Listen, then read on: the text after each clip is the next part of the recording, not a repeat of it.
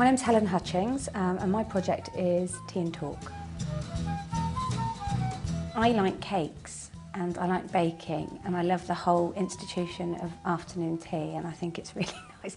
And I think if everybody stopped actually for half an hour every day at 3 o'clock and sat and drank tea and eat cakes, we'd all be really fat, but we'd probably all get along a bit better. So kind of that's where the idea came from as well. But also it came about from having to actually contact organisations and say, we want to come to you and deliver this. We wanted something that was going to capture people's imagination. And because there's so much training, and we didn't want it to be training because it's not training. It's raising personal awareness and also personal responsibility.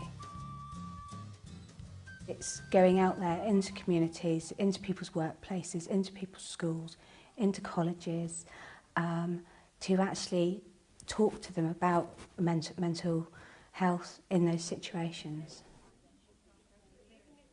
I brought 3 different qualities, I think, and skills to the project. One was that I use mental health services. I have diagnosed bipolar affective disorder.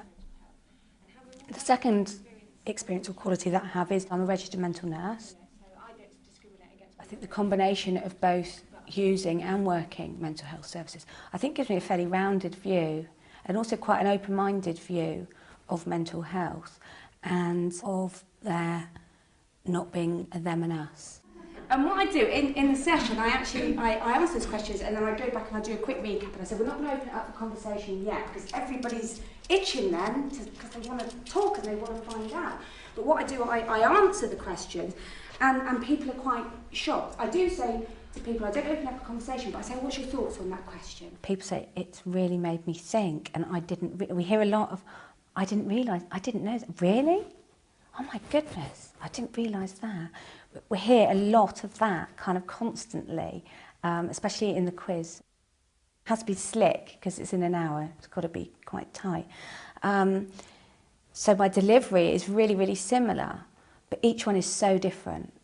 And I'm learning how to respond and how to facilitate and how to kind of guide conversations in a way that are going to be useful, the outcome's going to be useful.